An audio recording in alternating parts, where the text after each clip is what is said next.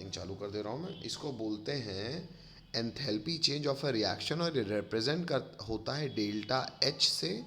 और क्योंकि ये एंथैल्पी चेंज हो गया डेल्टा एच, और ये एंथैल्पी चेंज हम किसका पढ़ रहे हैं, ऑफ अ रिएक्शन, तो वो रिएक्शन को दर्शाने के लिए ये सबस्क्रिप्ट में स्मॉल आर लिखते हैं। इसको डेल्टा आर एच नहीं पढ़ते, इसको पढ़ते हैं डेल्टा एच और फिर आर, है ना। तो डेल्टा एच ये कौन सा एंथैल्पी चेंज है, ऑफ अ रिएक्शन, तो डेल्टा एच आर, है ना। तो enthalpy change of a reaction की हमने प्रॉपर इंग्लिश लिख ली है, और फिर हम शायद एंथैल्पी चेंज के प्रकार पढ़ने की प्रयास कर रहे थे। तो एंथैल्पी चेंज का हमने पहला प्रकार जो पढ़ा है वो कैपिटल ए करके लिखा है ना। Yes sir. वो क्या है?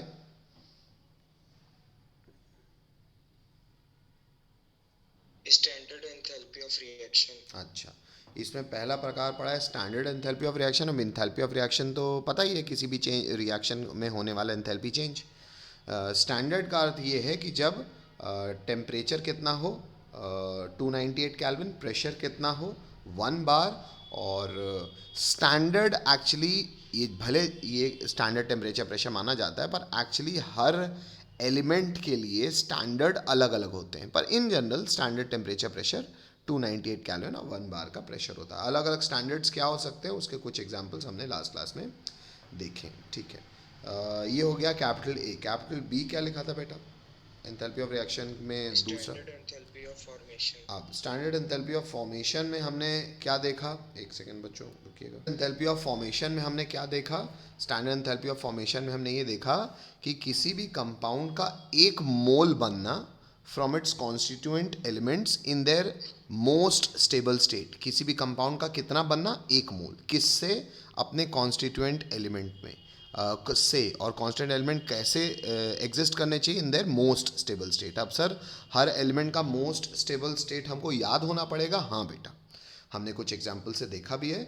और पॉइंट क्रमांक 2 में इस एंथैल्पी ऑफ फॉर्मेशन का, स्टैंडर्ड एंथैल्पी ऑफ फॉर्मेशन का हमने इस्तेमाल ये देखा है कि किसी भी रिएक्शन का अगर आप एंथैल्पी चेंज निकाला चाहते हो, तो आप enthalpy of formation of products को ऐड कर लो और उन्हें सब्ट्रैक्ट कर दो enthalpy of formation of reactant से।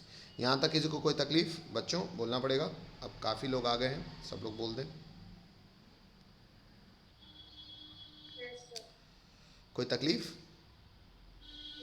चल, तो बच्चों स्टैंडर्ड एंथैल्पी ऑफ फॉर्मेशंस में हमने 1 2 3 4 करके कितने कितने पॉइंट लिख लिए हैं? 2 ही लिखे हैं ना।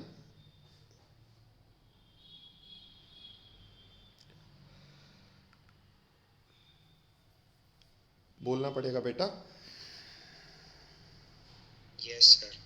चल, अब वो 2 पॉइंट्स जो लिखे हैं बच्चों, 2 पॉइंट्स हमने एग्जाम्पल से समझ भी लिया होगा कि कोई भी एलिमेंट अगर अपने मोस्ट स्टेबल स्टेट में है, तो उसको बनने के लिए उसका स्टैंडर्ड एंथैल्पी ऑफ फॉर्मेशन क्या होता है?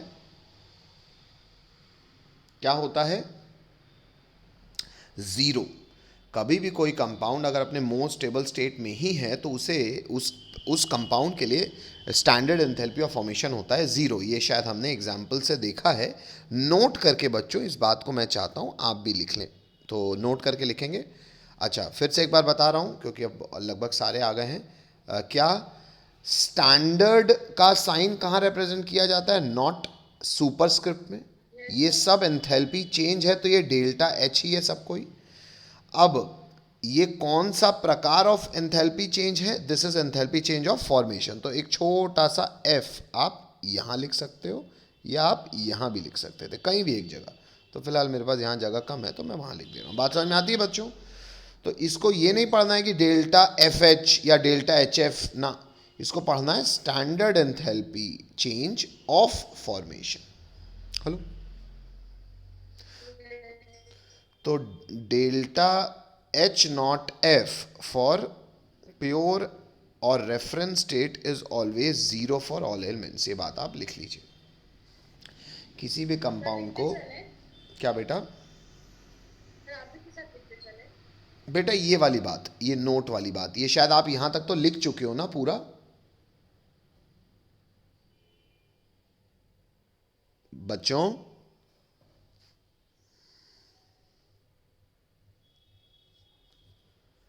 पॉइंट क्रमांक 2, तो बड़ा 2 तक तो आप लिख चुके हो ना स्टैंडर्ड एंथैल्पी ऑफ फॉर्मेशन में। हेलो,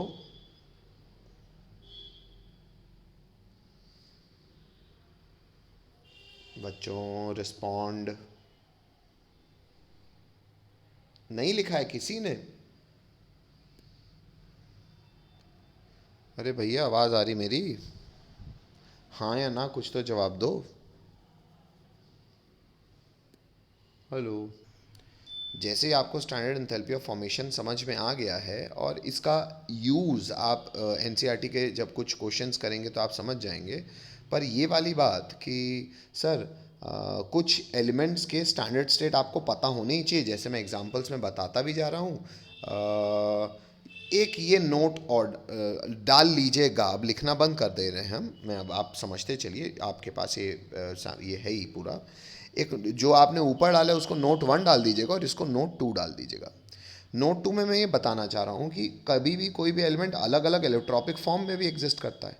जैसे मान लो कार्बन सॉलिड है, अब कार्बन सॉलिड हमेशा इसका एंथैल्पी ऑफ फॉर्मेशन ज़ीरो नहीं होगा, इसका कोई पर्टिकुलर इलेक्ट्रॉपिक फॉर्म में ज़ीरो होगा। जैसे कार्बन सॉलिड अगर ग्रेफाइट के फॉर्म में है तब वो प्योर फॉर्म माना जाएगा, अगर वो डायमंड के फॉर्म में है तो उसका एंथैल्पी फॉर्मेशन ज़ीरो नहीं होगा, कुछ वैल्यू होगी। हालांकि वैल्यू आपको लिखने की ज़रूरत नहीं है, पर ज़ीरो नहीं होगा। तो आप केवल ये लिख देना कि इस केस में ज़ीरो है, इस केस में ये नॉन ज़ीरो, आपको वैल्यू भी लिखने की ज़रूरत नहीं है ना। वैसे ही ब्रोमीन, भले आप सबको पता है ब्रोमीन एक नॉन मेटल है जो नेचर में किस फॉर्म में एग्जिस्ट करता है बच्चों? लिक्विड स्टेट में एग्जिस्ट करता है। तो ब्रोमीन Br2 अगर लिक्विड स्टेट में तभी उसका प्योर फॉर्म माना जाएगा, यानी कि उसका स्टैंडर्ड एंथैल्पी ज़ीरो होगा। अगर वो गैसियस स्टेट में तो ये नॉन ज़ीरो होगा, आपको वैल्यू लिखने की ज़रूरत नहीं है। आप कुछ एक्स्ट्रा जानकारी आपके लिए भी अच्छी है, ठीक है। तो ये हो गया आपका नोट 2, हटा रहा हूँ मैं। नेक्स्ट, अब बच्चों एंथैल्पी ऑफ फॉर्मेशन हो गया दूसरा प्रकार एंथैल्पी ऑफ रिएक्शन का। एंथैल्पी ऑफ रिएक्शन और भी प्रकार की होती है, उसमें आगे बढ़ेंगे, लिखेंगे कैपिटल C। अब तीसरा प्रकार क्या है?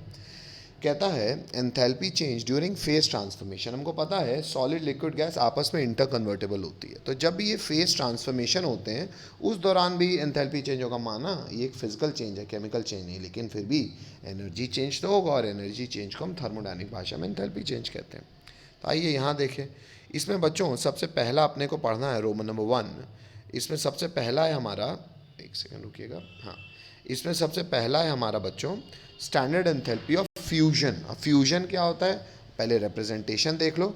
ये बच्चे ने थोड़ा सा गड़बड़ किया हुआ है, आप समझ, अब तो मैं फिर से एक बार और बता दे रहा हूँ कि भाई डेल्टा H ऐसे बड़ा सा लिखो, स्टैंडर्ड स्थिति में तो नॉट लगाओ, और बच्चों बाद में ना अलग से छोटा सा दिखना चाहिए, भले आप बीच मत लिखो फिर आप कंफ्यूज होगे, आप बाद में लिखो फ्यूजन। मेरी बात समझ रहे हो? Hello,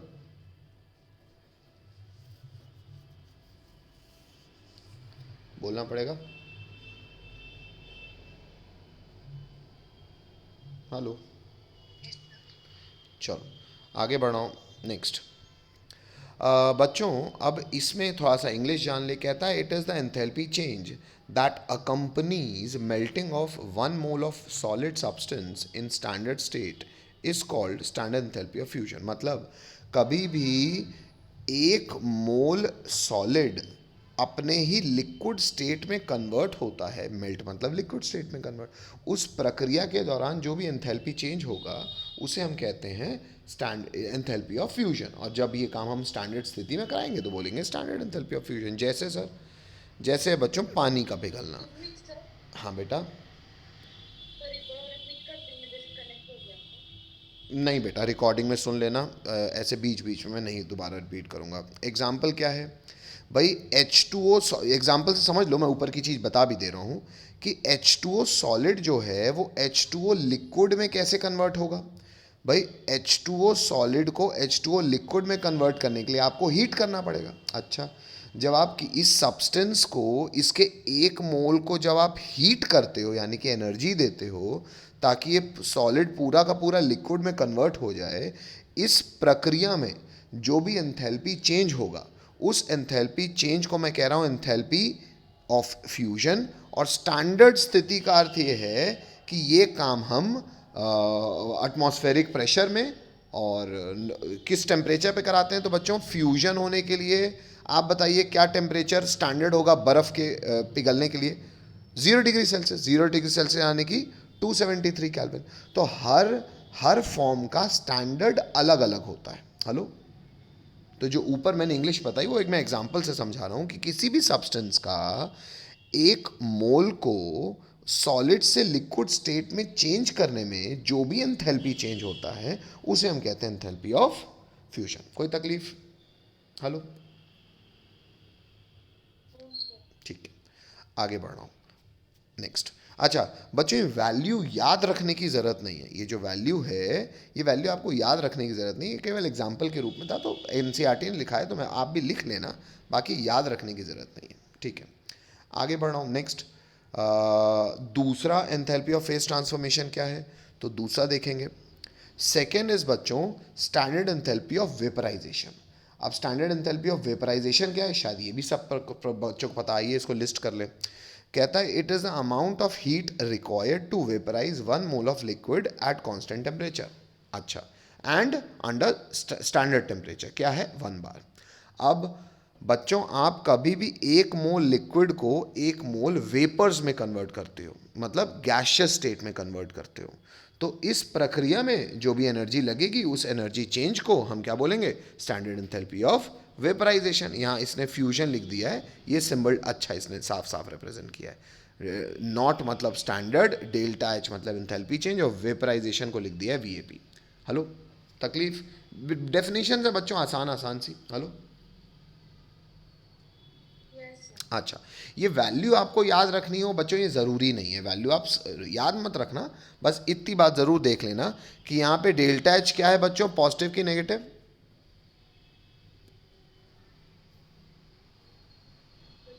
positive. Delta H positive मतलब क्या हुआ बच्चों, एनर्जी एब्जॉर्ब हो रही है कि इवॉल्व हो रही है? एब्जॉर्ब हो रही है ना। तो ये बस आपको याद रखना है, यही पर्याप्त है। नेक्स्ट, आगे बढ़ते हैं। इसमें तीसरा क्या है, standard enthalpy of sublimation. Standard enthalpy of sublimation, ये भी सब्लिमेशन भी शायद सब जानते हैं कि कभी भी एक सॉलिड को गैस में कन्वर्ट करो तो उसी के दौरान एनर्जी चेंज। आइए देख लेते हैं।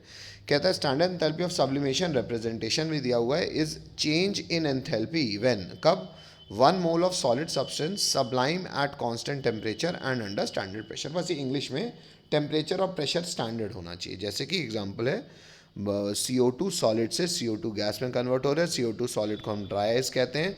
इसका स्टैंडर्ड स्थिति होती है बच्चों 195 केल्विन, और इसका इस प्रक्रिया में खुद सोचो, सॉलिड से गैस में अगर कोई चीज़ कन्वर्ट हो रही है तो एनर्जी रिलीज कर रही होगी। क्यों?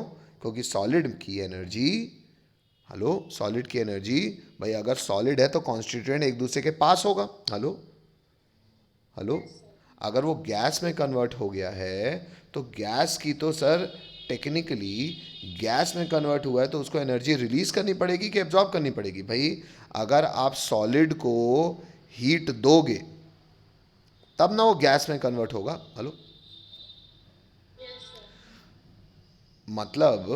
मतलब अगर कोई चीज़ सॉलिड स्टेट में थी और गैशियस स्टेट में आ गई तो गैशियस स्टेट में तो वो फ्री हो गई, एक दूसरे से बहुत दूर हो गए, बहुत दूर हो गए, तो जो आपस में अट्रैक्शन की एनर्जी थी वो कहाँ गई? वही तो एनर्जी रिलीज हो रही है।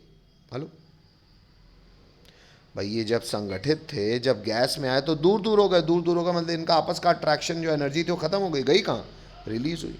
इसलिए ये आपको भले वैल्यू याद ना हो, भाई मैं कह रहा हूँ वैल्यू याद ना ही हो तो चलेगा, बट ये एक्सोथर्मिक होगा, ये कॉमन सेंस आपको समझ में आना चाहिए, इसलिए डेल्टा एच नेगेटिव है। कोई तकलीफ? चलो आगे बढ़ रहा हूँ। तो ये हो गया बच्चों एंथैल्पी ऑफ फेज ट्रांसफॉर्मेशन, जब सॉलिड लिक्विड, लिक्विड गैस या आपस में कन्वर्ट होता है। चलिए अब बच्चों एक बड़ा अच्छा सा क्वेश्चन है, एनसीईआरटी का एग्जाम्पल है इसलिए करवा भी रहा हूँ। कहता है एक स्विमर है, वो coming out from a pool with a film of water. एक आदमी स्विमिंग पूल में कूदा और स्विमिंग पूल से निकला। अच्छा, जब आप भी तैर के निकलते हैं तो आपके शरीर में एक पानी, भाई जो होता है ना जिसको तौलिए से पोंछते हो, पानी की परत तो मतलब रहती है। अच्छा, अब कह रहा है वेइंग अबाउट, कह रहा है जो पानी की परत चढ़ी वो किसी आदमी में 18 ग्राम की चढ़ी। कहता है how much heat must be supplied to evaporate this water at 298 kelvin. हम मान लेते हैं 25 डिग्री सेल्सियस पर्यावरण का टेम्परेचर था, तो मान लो तुम स्विमिंग पूल से या नहा के बाहर निकले तो अगर तौलिए से पोंछोगे नहीं तो कब हमेशा के लिए गीले रहोगे? नहीं सर, कुछ देर में पानी वेपराइज कर जाएगा। अब वेपराइज नहीं करता, वो एक्चुअली इवेपोरेट करता है। क्यों? भाई उबलता थोड़ी कोई आपको कढ़ाई में थोड़ी डालना पड़ेगा पानी उबालने के लिए। अब नॉर्मली मतलब इवेपोरेशन भी हो सकता है, हाँ। तो इवेपोरेशन में लेकिन हीट तो मिलेगी उस पानी को, तब ना वेपराइज हुआ, वो कहाँ से मिलेगी, पर्यावरण से। तो वही पूछ रहा है कि कितनी हीट मिलेगी, और आगे पूछ रहा है कि calculate the internal energy of vaporisation. कहता है इंटरनल एनर्जी भी कैलकुलेट करो, और आपको डेल्टा एच वेपराइजेशन पानी का दिया हुआ है सवाल ने 44.01 किलो जूल पर मोल। आइए इस सवाल को कोशिश करें। तो अल्टीमेटली चेंज क्या होना है, H2O लिक्विड को बदलना है H2O गैस में, मतलब प्रोसेस तो वेपराइजेशन क्या है। अच्छा, आपको ये डेटा क्या दिया हुआ है, 44 किलो जूल पर मोल किस चीज़ का है, एंथैल्पी ऑफ वेपराइजेशन। मतलब अगर आपको 1 मोल पानी को वेपराइज करना है तो आपको कितनी हीट देनी पड़ेगी, 44। हेलो, अच्छा, तो 1 मोल पानी को अगर 44 देनी पड़ेगी, तो 1 मोल पानी मतलब 18 ग्राम पानी। हेलो, तो वही सबसे पहले हम यही निकाल रहे हैं कि number of moles in 18 gram of water, क्योंकि सवाल ने कहा 18 ग्राम पानी चिपका है, तो कितने मोल्स हो जाएंगे, 1 मोल हो जाएंगे। तो 1 मोल के लिए, अच्छा कहता है हीट सप्लाइड, वही वाली बात है, इसने स्टेप बाय स्टेप अच्छे से किया हुआ है कि भैया हीट सप्लाइड टू एवरेट 18 ग्राम पानी। तो भाई 1 मोल के लिए कितनी हीट लग रही है, delta H vaporisation, N moles कितनी लगेगी इनटू एन। स्टेप फॉर्मूला ज़रूर लिख दिया है, पर आप खुद सोचो 1 मोल के लिए कितनी लग रही है 44, तो एन मोल्स के लगे इंटू एन। आपको दिया भी 1 मोल ही है, क्यों, 18 ग्राम ही तो है, तो मतलब एनर्जी इतनी लगेगी। लेकिन ये एनर्जी क्या हो गई बच्चों, डेल्टा एच। हेलो, आपको आपको सवाल ने क्या पूछा है, डेल्टा यू पूछा है। तो आइए फॉर्मूला लगा देते हैं। क्या होता है, डेल्टा एच बराबर delta U plus delta N G R T. ऊपर डेल्टा एन जी बताओ क्या होगा, 1, क्योंकि प्रोडक्ट 1 है, रिएक्टेंट तो लिक्विड है, और हमको केवल गैशियस मोल लेने होते हैं। तो 1 माइनस 0 हो जाएगा 1, तो हो जाएगा डेल्टा एच बराबर delta U plus R T. आइए वैल्यू पुट कर देते हैं। डेल्टा एच, अब देखो डेल्टा यू बराबर delta H minus R T, क्योंकि हमको डेल्टा यू निकालना था, तो ये हो गया delta H minus R T. Delta H का वैल्यू पुट किया, आर का वैल्यू पुट किया, टी का वैल्यू पुट किया, और इंटू 10 की पावर -3 क्यों किया, क्योंकि ये किलो जूल में दिया है वैल्यू। तो आर तो जूल में पुट किया, तो इसको किलो बनाने के लिए यहाँ भी 1000 से डिवाइड कर दो, या 10 की पावर -3 से इंटू कर दो। जो आंसर आएगा वो सीधा किलो जूल में आ जाएगा। तो देख लो डेल्टा यू की वैल्यू आई। अब आप में से कुछ बच्चे ने पूछा था कि सर अगर याद कीजिए हमने थ्योरी में पढ़ा था ना कि internal energy is a function of temperature, और अगर टेम्परेचर कांस्टेंट होगा तो इंटरनल एनर्जी हमेशा ज़ीरो होगी। लेकिन बच्चों ये एक केमिकल रिएक्शन के लिए था, मैंने तब भी बोला था, अभी आप देख लो प्रॉपर, आप एग्जांपल्स इस चीज़ को समझ सकते हो। अगर फेस ट्रांसफॉर्मेशन की बात कर रहे हैं बच्चों, तो फेस ट्रांसफॉर्मेशन में इंटरनल एनर्जी भले टेम्परेचर कांस्टेंट रहेगा, क्यों क्यों, क्योंकि जब तक पूरा का पूरा रिएक्टेंट अपना फेस चेंज नहीं कर लेता, टेम्परेचर तो कांस्टेंट ही रहेगा। लेकिन फिर भी इंटरनल एनर्जी चेंज हो रही है, और शायद आप मैथमेटिकली अब निकाल भी पा रहे हो। कोई तकलीफ किसी को, चलो आगे बढ़ते हैं बेटा। नेक्स्ट उसके बाद आता है बच्चों, नहीं बेटा ये जेई की चीज़ है, इसमें आपको फालतू हीट कैपेसिटी किरचॉफ्स इक्वेशन से बताई जा रही है ना, ये आपको ज़रूरत नहीं है। हाँ, लेकिन बेटा ये अगली चीज़ मैं ज़रूर बताऊंगा आपको, ये ज़रूर मैं बताऊंगा। सामने देखो, ये आपको लिखना भी है, भले बोर्ड्स के हिसाब से मैं ये उचित नहीं मानता, पर मैं इतनी सी बात कर दूंगा, ये ज़रूरी है। याद करो बच्चों, हमने जब ग्राफ पढ़ा था एडियाबैटिक और आइसोथर्मल का, तो मैंने आपको कहा था मैं आगे बताऊंगा। दोनों कर्व हैं, लेकिन मैंने कहा था आइसोथर्मल का कर्व जो है वो ऊपर रहेगा और एडियाबैटिक का नीचे, याद है। हेलो, एक्सपेंशन के केस में किसी बच्चे को, कोई बात नहीं, मैं बता देता हूँ। देखो बच्चों, आप फिज़िक्स में हालांकि थर्मोडायनेमिक्स में देखोगे ही, और केमिस्ट्री में आइसोथर्मल तो आप देख ही चुके हो। अगर टेम्परेचर कांस्टेंट है बच्चों, तो पीवी बराबर कांस्टेंट होता है, ये तो पता है आपको। तो ये हो गया आइसोथर्मल का इक्वेशन, पीवी बराबर कांस्टेंट। और एडियाबैटिक प्रोसेस का इक्वेशन होता है बच्चों पीवी की पावर गामा बराबर कांस्टेंट। हालांकि एडवांस में एडियाबैटिक के भी मैथमेटिकल चीज़ें आती हैं, पर बोर्ड और जेई आपका निपट जाएगा इसी से। हालांकि पीवी की पावर गामा बराबर कांस्टेंट का फिजिक्स की थर्मोडायनेमिक्स में ज़रूर देखेंगे या देख चुके होंगे, ठीक है। तो अल्टीमेटली बच्चों, प्रेशर और वॉल्यूम का जो रिलेशनशिप है गामा एक कांस्टेंट होता है ना, तो बहुत फ़र्क नहीं पड़ता। तो एक्चुअली प्रेशर वॉल्यूम का जो कर्व होता है वो दोनों ऐसा ही एक ग्राफ ड्रॉ होता है जैसा सामने आपको दिख रहा है, मतलब लगभग दोनों का ट्रेंड बराबर होता है। क्या कि प्रेशर बढ़ेगा तो वॉल्यूम घटेगा, ये एक रेक्टेंगुलर हाइपर जो बोला जैसा कर्व होता है। अच्छा, ये एक पैराबोला जैसा कर्व होता है ना, आधा पैराबोला है ना, एक कर्व होता है, बेसिक बात ये है ना। तो अब आइसोथर्मल और एडियाबैटिक का दोनों का कर्व तो ऐसा ही है। सर ऊपर आइसोथर्मल क्यों और एडियाबैटिक नीचे क्यों, आइए ये समझ लें। जैसे कि कहता है, ये नोट के रूप में मैं बता रहा हूँ कि comparison between isothermal adiabatic reversible expansion of an ideal gas. अब मान लो मैं एक्सपेंशन कर रहा हूँ, तो एक्सपेंशन करने का मतलब सर, एक्सपेंशन करने का मतलब कि मान लो बेटा तुम्हारा तुम पहले एक्सपेंशन बच्चों पहले ये बताओ, वॉल्यूम बढ़ती है कि घटती है? हाँ, वॉल्यूम क्या होती है एक्सपेंशन में? बढ़ती है ना, एक्सपैंड कर रहे हैं, मतलब हम यहाँ से यहाँ जा रहे हैं। ठीक है, तो अब बच्चों मान लो मैं इनिशियली इस पॉइंट पे था, तो मेरा प्रेशर और मेरा वॉल्यूम ये था। अब मान लो मैंने एक्सपैंड किया, एक्सपैंड मैंने एक फिक्स वॉल्यूम तक की, तो जो V इनिशियल था, जो मेरा V1 था वो ये था। अब मैं दोनों प्रोसेस से एक्सपैंड तो कर रहा हूँ और सेम वॉल्यूम पे आ रहा हूँ। किस वॉल्यूम पे? V2 पे। तो वॉल्यूम तो मेरी बढ़ गई। अच्छा, लेकिन अगर आप ग्राफ देखो तो मैं कह रहा हूँ नीचे वाला जो ग्राफ है उसको मैं कह दूंगा एडियाबैटिक और ऊपर वाले को कह दूंगा आइसोथर्मल। मतलब अल्टीमेटली आइसोथर्मली अगर मैं एक्सपैंड करूंगा तो मेरा प्रेशर, फाइनल प्रेशर पी ज़्यादा होगा, और एडियाबैटिकली अगर एक्सपैंड करूंगा तो मेरा प्रेशर पी कम होगा। अब आइए देखें ऐसा क्यों है।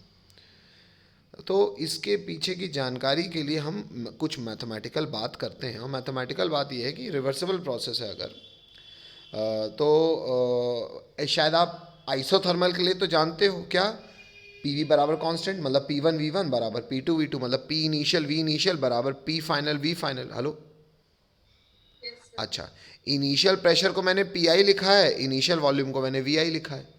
फाइनल वॉल्यूम वी फाइनल तो फिक्स्ड है, लेकिन फाइनल प्रेशर अगर अगर मान लो, ये तो आइसोथर्मल की बात है, तो फाइनल प्रेशर को मैं पी आई बोल दूंगा। मुझे नहीं पता पी आई ऊपर है कि नीचे, मैं यहाँ पी आई बोल दिया। तो यहाँ से इस रिलेशन से अगर मैं आगे बढ़ता हूँ तो क्या आप मुझे बता सकते हो कि, अच्छा यहाँ थोड़ा सा ब्लर दिख रहा है बेटा, मैं आपको पीछे से बताता हूँ। यहाँ आप मुझे बताओ कि अगर मैं आपसे यहाँ पे पूछूंगा पी आई किसके बराबर है, तो किसके बराबर हो जाएगा बच्चों? V initial upon V final into P initial हो जाएगा। हेलो, अब मुझे बताओ बेटा, इनिशियल वॉल्यूम ज़्यादा है कि फाइनल वॉल्यूम ज़्यादा है अगर हम एक्सपैंड कर रहे हैं तो? अच्छा, अगर फाइनल वॉल्यूम ज़्यादा है तो V I upon V final का वैल्यू जो है ये 1 से छोटा होगा। हेलो, अच्छा, ठीक है, तो आगे बढ़ते हूँ। अभी बस यहाँ पे रुक जा रहा हूँ, फिर कंपैरिजन इसका कर पाऊँगा मैं। ठीक है, चलो आगे बढ़ रहा हूँ। नेक्स्ट थोड़ा सा मैं आपको समझा भी देता हूँ यहाँ पे, जो अब आपको थोड़ा सा समझ में भी आ जाएगा। भले भले भले ब्लर है, पर आप रिकॉर्डिंग देखते करोगे तो समझ जाओगे। तो यहाँ पे मैंने एक्चुअली किया हुआ है V final initial P initial upon P final, इसको मैंने कह दिया इक्वेशन 1। बात समझ में आ रही है सबको? ठीक है, यस सर। और फिलहाल बेटा यहाँ पे मैंने P initial upon P final बराबर V final upon V initial लिखा हुआ है ना। अब इसका यूज कैसे करूँगा आगे दिखाऊंगा आपको। ठीक है, ये हो गया इक्वेशन फर्स्ट। इक्वेशन सेकेंड, अच्छा अगला मैं क्या कह रहा हूँ, मैं कह रहा हूँ फॉर एडियाबैटिक एक्सपेंशन। एडियाबैटिक का मैं अभी आपको बता रहा था कि पी वी गामा बराबर कांस्टेंट होता है, मतलब P one V one gamma बराबर P two V two gamma. तो मैं एक बार लिख देता हूँ आपके लिए, P initial V initial gamma बराबर पी फाइनल, अगर एडियाबैटिकली हो रहा है तो पी ए बोलूँगा, मुझे नहीं पता ये ज़्यादा है कम है, पर पी ए तो है ही, और वी फाइनल गामा। इतनी बात राइट है बच्चों? ये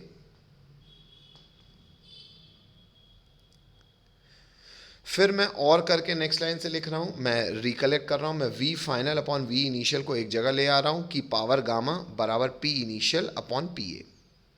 कोई दिक्कत? अच्छा, अब मैं बच्चों आपकी उस मैथमेटिकल डिडक्शन का फ़ायदा उठा रहा हूँ। क्या? अब मैं आपसे ये अज्यूम करने को या ये सोचने को कह रहा हूँ कि V final upon V initial अगर रेशियो को देखूंगा तो मुझे पता है फाइनल ज़्यादा है, इनिशियल कम है, मतलब ये रेशियो 1 से बड़ा है, मानते हो? ये देखो लिखा हुआ है कि V फाइनल V इनिशियल से ग्रेटर अगर एक्सपेंशन हो रहा है तो ये रेशियो 1 से बड़ा है, दिख रहा है? अच्छा बच्चों, जो गामा की वैल्यू होती है ना, गामा की वैल्यू हमेशा 1 से बड़ी ही होती है। जो भी ये कांस्टेंट आता है ये 1 से बड़ा ही होता है। देखो ये भी लिखा होगा, मैं जान के लिखता जा रहा हूँ क्योंकि यहाँ थोड़ा ब्लर है तो आपको मेरी लिखाई फ़ायदा कर देगी रिकॉर्डिंग में। ये देखो गामा ग्रेटर देन 1 है। अगर गामा ग्रेटर देन 1 है तो कायदे से बच्चों आप सीधा ये समझो कि V फाइनल, बाकी ये सब आप लिखने की ज़रूरत भी नहीं है कि गामा क्या होता है, ये सब फालतू है ना, ये सब आपको करने की ज़रूरत नहीं। बस ये आपको जानने की ज़रूरत है कि गामा 1 से हमेशा बड़ा होता है। तो अगर गामा 1 से बड़ा होता है तो क्या हो गया सर? देखो बेटा, हुआ ये कि P final upon V initial की पावर गामा के बराबर है, कौन? PI upon PA। तो बेटा 1 की पावर अगर 1 से कोई बड़ी चीज़ है, हेलो, तो ये तो बड़ा ही हो जाएगा। किससे? किससे? किससे? ऊपर वाले से। कहाँ है ऊपर वाला? ये यहाँ पे तो sir V final upon V initial, ये तो मान लिया ये 1 से बड़ा है। लेट से 1 से बड़ा मान लो, एग्जाम्पल के लिए 2 हो गया, तो 2 की पावर तो 1 ही है क्योंकि यहाँ पे कुछ नहीं, मतलब 1 है। अगर सर नीचे 2 की पावर कोई गामा है जो कि 1 से बड़ी वैल्यू है तो बच्चों ऑब्वियस सी बात है ये चीज़ बड़ी हो जाएगी मैग्नीट्यूड में, ये चीज़ बड़ी हो जाएगी, मतलब ये ऊपर वाली चीज़ छोटी हो जाएगी। तो अभी अपन ने LHS तो कंपेयर कर दिया, RHS भी कंपेयर कर दो, मतलब इसका RHS यानी कि P initial, P isothermal upon P final, ये जो है ये इसके बराबर है। और ये P ये छोटा होगा तो ये भी छोटा होगा। किससे? नीचे वाले से। नीचे वाला क्या है? आइए दिखा दूं। नीचे वाला है किसके बराबर? ये पावर गामा है तो ये बड़ा है तो ये भी बड़ा है। किससे बड़ा है? पिछले वाले से, मतलब P इनिशियल अपॉन PA। अच्छा ये P आइसोथर्मल होगा ना बच्चों, अपॉन P फाइनल क्या था? नहीं, P फाइनल आइसोथर्मल था, तो ये P आइसोथर्मल होगा, ये P इनिशियल होगा। ऐसा ही है? हेलो, तो अब खुद देख लो बेटा, न्यूमरेटर तो कट गया। इसका अर्थ है कि P एडियाबेटिक छोटा होगा, P आइसोथर्मल बड़ा होगा। तो भले दोनों कर्व हैं, अगर सेम वॉल्यूम पे एक्सपैंड कर रहे हैं तो एडियाबेटिकली एक्सपेंशन करने पे जो प्रेशर आएगा वो ऊपर वाला आएगा। बात समझ में आती?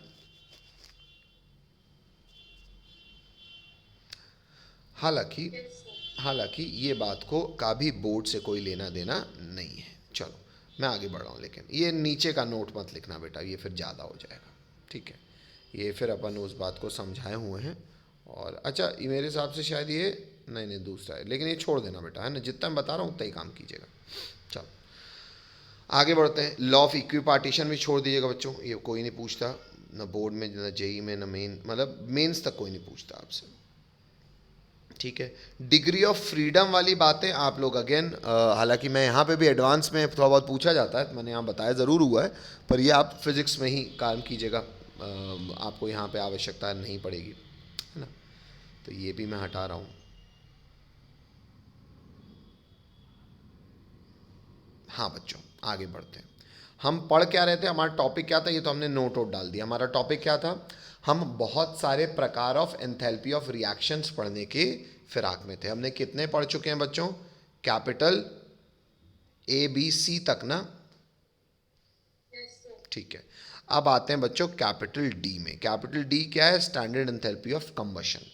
कंबशन को हम रिप्रेजेंट करते हैं डेल्टा H नॉट, और C लिख दो या कंबशन लिख दो, इसका कोई गाइडलाइन नहीं, कैसा भी कर सकते हो, ठीक है? अब कंबशन का अर्थ सब जानते हैं, आइए समझा दूं। कहता है कंबशन, अच्छा ये बात एक्स्ट्रा जानकारी लिखी हुई है, नोट डाल के मत लिखिएगा बच्चों इसको, मतलब स्टार मार्क डाल के नहीं लिखिएगा इसको, पॉइंट नंबर 1 बना दीजिएगा पूरे को। सबसे पहले ये कह रहा है कि कंबशन रिएक्शन जो होते हैं वो एक्सोथर्मिक होती है। हमें पता है ये सर, आग लगाते हैं तो हमेशा एनर्जी रिलीज होती है। अब डिफाइन कर दो तो लिखाएंगे नेक्स्ट लाइन से कि standard enthalpy of combustion is defined as enthalpy change per mole of a substance when it undergoes combustion and all reactants and products being in their standard state at specified temperature. मतलब कह रहा है कि कभी भी आप किसी भी कंपाउंड को जब आग लगाते हो, आग लगाने का केमिकल मतलब होता है रिएक्शन विद ऑक्सीजन, तो जिस भी कंपाउंड को आप आग लगाओ वो अपने कॉन्स्टिट्यूएंट एलिमेंट्स के ऑक्साइड के वर्जन में आ जाए। क्यों? क्योंकि कांस्टेंट एलिमेंट अपने ऑक्साइड के रूप में नेचर में जिस भी स्टेट में सबसे ज़्यादा स्टेबिलिटी से पाए जाएंगे उसी में वो कन्वर्ट हो जाए। जैसे कार्बन और हाइड्रोजन, यानी कि हाइड्रोकार्बन का कम्बशन होगा तो कार्बन अपना स्टेबल ऑक्साइड बनाएगा CO2 और हाइड्रोजन अपना स्टेबल ऑक्साइड बनाएगा H2O। इस प्रक्रिया में जो भी एंथैल्पी चेंज होगा उसे आज से मैं कहूँगा एंथैल्पी ऑफ रिएक्शन। अगर ये काम स्टैंडर्ड स्थिति में हुआ है तो इसे कहूँगा स्टैंडर्ड एंथैल्पी ऑफ रिएक्शन। जैसे कि वैल्यू आपको याद रखने की जरूरत नहीं, बस ये याद रखने की जरूरत है कि एक्सोथर्मिक होता है तो नेगेटिव। कोई तकलीफ?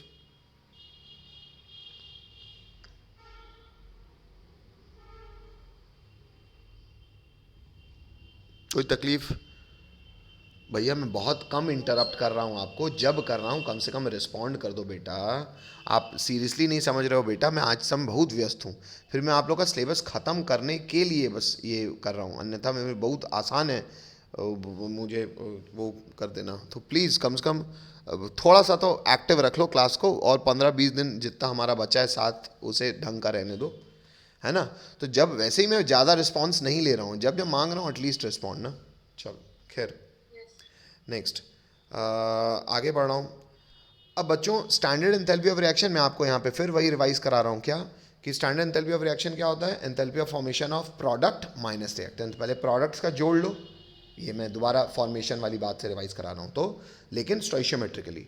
तो enthalpy of formation of CO2, लेकिन इनटू क्या होना चाहिए यहाँ पे 4, इस बच्चे ने लिखा नहीं है, into 4, plus enthalpy of formation of पानी इनटू 5, ये हो गया प्रोडक्ट का, माइनस रिएक्टेंट का क्या होगा, enthalpy of formation of butane C4H10। और ऑक्सीजन का क्यों नहीं लिख रहा, क्योंकि ऑक्सीजन अपने मोस्ट स्टेबल स्टेट में है O2, तो मैं लिख भी नहीं रहा क्योंकि लिख के जीरो ही करना है। हेलो ठीक है, तो ये आपको लिखते आना चाहिए। नेक्स्ट एक सवाल है बच्चों, आइए इस सवाल को भी आपको करा दूं। क्वेश्चन है the combustion of 1 mole of benzene takes place at फला टेम्परेचर एंड फला प्रेशर। भाई स्टैंडर्ड स्टेट हमेशा सवाल आपको बता देता है। कहता है जब कंबशन होता है तो CO2 में पानी बनता है, ये भी बता रहा है। कहता है एंड इतना joule of heat is liberated. मतलब बच्चों आपने उस सवाल ने आपको इंग्लिश में धीरे से बिना इंग्लिश का ये बता दिया है कि एंथैल्पी चेंज ऑफ कंबशन कितना है, कितना है 3267। आपसे पूछ क्या रहा है, कहता है कैलकुलेट करना है enthalpy of formation of benzene. आपको अब एंथैल्पी ऑफ फॉर्मेशन बताना है, एंथैल्पी ऑफ रिएक्शन दे रहा हूँ, कौन सा रिएक्शन, कंबशन दे रहा हूँ, आपको फॉर्मेशन बताना है किसका, बेंजीन का। और भी डेटा दिया हुआ है, कह रहा है standard enthalpy of formation CO2 और पानी का ये और ये है रिस्पेक्टिवली। तो बस बेटा मेरे हिसाब से सवाल तो पूरा हो गया। कैसे, आइए दिखा दूँ। देखो बेटा ये है रिएक्शन आपका, क्या ये रहा, बेंजीन का कंबशन होगा, CO2H2 बनेगा, बैलेंस भी कर दिया, देख लीजिए बैलेंस है कि नहीं है भाई, 3 और 2 नहीं, ऑक्सीजन बैलेंस नहीं किया, पर कोई फ़र्क नहीं पड़ता क्योंकि ऑक्सीजन का तो एंथैल्पी ऑफ फॉर्मेशन 0 ही हो जाएगा, पर फिर भी आप कर रहे हो तो आप प्रॉपर करो। तो कार्बन यहाँ 6 है तो यहाँ 6 आ गया बेटा, हाइड्रोजन यहाँ 3 है, 6 है तो यहाँ 3 आ गया बेटा, ऑक्सीजन गिन लो 6 2 जा 12 और 12 और 3 15, तो यहाँ पे कितना आ जाएगा ऑक्सीजन 15/2, बैलेंस हो गया। इस प्रोसेस का एंथैल्पी ऑफ कंबशन दिया हुआ है, हमें पता है enthalpy of combustion is a type of enthalpy of reaction, और enthalpy of reaction which in this case is enthalpy of combustion is equal to enthalpy of formation of product minus reactant. Product क्या हो गया, देखो यहाँ लिखा हुआ है 6 × CO2 + 3 × पानी माइनस बेंजीन, और शायद यही वैल्यू हमको निकालनी है तो उसको x मान लो बेंजीन को, और ये आपको दिया हुआ है। सर माइनस में क्यों लिख दिया, क्योंकि बेटा इंग्लिश का ही है ना लिबरेटेड, तो लिबरेटेड है तो डेल्टा H माइनस में आएगा। बात समझ में आती है, यहाँ से आप x सॉल्व कर सकते हो बच्चों, क्योंकि ये वैल्यू दी हुई है, ये वैल्यू दी हुई है, ये वैल्यू दी हुई है, x आप निकाल लो, बस इसको 6 से इंटू करना है, इसको 3 से इंटू करना है, ऐड करना है, x को उधर ले आओ तो ये यहाँ के पॉजिटिव हो जाएगा, जोड़ दो। तो देख लीजिएगा आप आगे आंसर, मैं आगे बढ़ रहा हूँ, कोई तकलीफ हो तो रोक दीजिएगा। चलो नेक्स्ट, अगला एंथैल्पी ऑफ रिएक्शन पढ़ने के फिराक में हम अगला एंथैल्पी ऑफ रिएक्शन है बच्चों एंथैल्पी ऑफ एटमाइजेशन। हम नाम से ही समझ में आ रहा है किसी भी चीज़ को अपने कॉन्स्टिट्यूएंट एटम में तोड़ने में लगने वाली एनर्जी। तो इंग्लिश पढ़ते हैं। इंग्लिश लिखिए enthalpy of atomization delta, standard है delta H naught A is the enthalpy change और breaking one mole of bonds completely to obtain atoms in gaseous state. Gaseous या तो गैशियस फेस लिख दो, गैशियस फेस। ठीक है, चलो एग्जाम्पल बता दो सर, हिंदी समझाओ। देखो बेटा, जैसे मान लो आपके पास एक मॉलिक्यूल है Cl2। अच्छा, Cl2 में कितने बॉन्ड होते हैं? Cl बॉन्ड Cl के एक ही होते हैं। तो जितने भी हो सारे के सारे बॉन्ड तोड़ने हैं और उसको एटम्स, एटॉमिक गैशियस एटम के रूप में ले आना है, जैसे 2 क्लोरीन के गैस। इस प्रोसेस में जो भी एनर्जी लगेगी उसे कहेंगे एंथैल्पी ऑफ एटमाइजेशन। जैसे O2 को तोड़ दिया 2O में। अब मीथेन में बता दो बच्चों कितने C बॉन्ड H होते हैं? 4। तो 1 C और 4 एच। जब सारे के सारे अपने कांस्टेंट गैसियस एटम में टूट जाएंगे तो भी जो भी एनर्जी लगी वो कहलाएगी एंथैल्पी ऑफ एटमाइजेशन। आपको वैल्यूज याद रखने की जरूरत नहीं है बच्चों, ये डेफिनेशन पता हो मोर देन सफिशिएंट है। नेक्स्ट, अगला एंथैल्पी चेंज आता है बच्चों बॉन्ड एंथैल्पी। इसको रिप्रेजेंट किया है हमने डेल्टा एच नॉट बॉन्ड लिख के। अब बच्चों बॉन्ड एनर्जी बड़ा अच्छी बात है। देखो पहले इसकी हिंदी समझा देता हूँ फिर इसकी इंग्लिश बताऊंगा। जैसे बच्चों कि मान लो एक मॉलिक्यूल है पानी, ठीक है। पानी का हमें पता है 2 O बॉन्ड H होता है। तो मैं काम करता हूँ, मैं इसको एनर्जी दे रहा हूँ। एनर्जी देके क्या करूँगा? O bond H तोड़ूंगा। तो क्या किया, पहले मैंने एक H को तोड़ा गैशियस स्टेट में और ये बच गया OH गैशियस। मैं अभी भी इसको फर्दर तोड़ूंगा। कैसे सर? OH गैस को तोड़ा तो बनेगा O गैस और H गैस। मतलब देखो बेटा, कॉन्स्टिट्यूएंट गैशियस एटम में अब जाके तोड़ पाया मैं। अच्छा, तो जब मैंने पहला बॉन्ड तोड़ा था तो एनर्जी लग रही थी 507, जो भी वैल्यू लगे मान लेता हूँ, एनर्जी लग रही थी x। अब जो मैंने दूसरा है बॉन्ड वही है, यही भी O बॉन्ड H, पर पहले 2 O बॉन्ड H में किसी एक को तोड़ा, अब बचे हुए दूसरे को तोड़ा। तो देखो यहाँ पे लिखा हुआ है बच्चों delta H not bond dissociation 1, यानी कि पहला बॉन्ड तोड़ा। यह BD लिखा है डेल्टा एच BD2, मतलब दूसरा बॉन्ड तोड़ा तो एनर्जी कितनी लगी? कुछ और लगी। तो अब बॉन्ड एंथैल्पी पता है बच्चों क्या होता है? अल्टीमेटली आप यहाँ पे भी क्या तोड़ रहे थे? O bond H। यहाँ पे भी क्या तोड़ रहे थे? O bond H। मान लिया किसी मॉलिक्यूल में 2 O बॉन्ड H थे, लेकिन दोनों को तोड़ने में एनर्जी बराबर लगेगी जरूरी नहीं होता बेटा। भाई पहले 2 लोग साथ में थे, अब एक आदमी है, अलग अलग ही लगती है। आपको एग्जाम्पल के थ्रू मैं दिखा भी रहा हूँ। अच्छा, तो आपसे कोई पूछेगा बताओ यार O बॉन्ड H की ताकत क्या है, तो कैसे निकालोगे आप ताकत? बच्चों 2 प्रकार के O बॉन्ड H थे, तो दोनों में एनर्जी कितनी लगी? एनर्जी को ऐड कर दो और एवरेज निकाल दो, तो अपॉन कर दो 2 से। बात समझ रहे हो? बोलना पड़ेगा।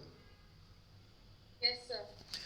अच्छा, तो मतलब ये एवरेज कहलाती है बॉन्ड एंथैल्पी। सर अगर 2 से ज़्यादा होते तो अरे जितने होते उतने को ऐड करके डिवाइड कर देते तो एवरेज आ जाता।